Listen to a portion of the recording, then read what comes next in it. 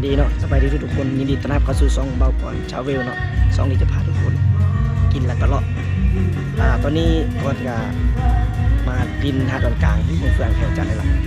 เนาะเดี๋ยวก่อนจะพาถ่ายคลิปให้ทุกคนได้เบิ่งว่าเคนินเป็นอะไรเนาะเพิ่นหาเปิดได้โดนแล้วแต่ว่าก่อนหาเข้ามาเมืองเฟืองเมื่อวานนี้เจ็บคอแห้งเนาะงานโดนเมื่อวานนี้แต่ส่วนมื้อนี้ก่อนเริ่มออกมาดินอยู่หาดอนกลางเดี๋ยวก่อนสิพาไปเบิ่งหาดอนกลางเนาะว่ามันสิงามจังได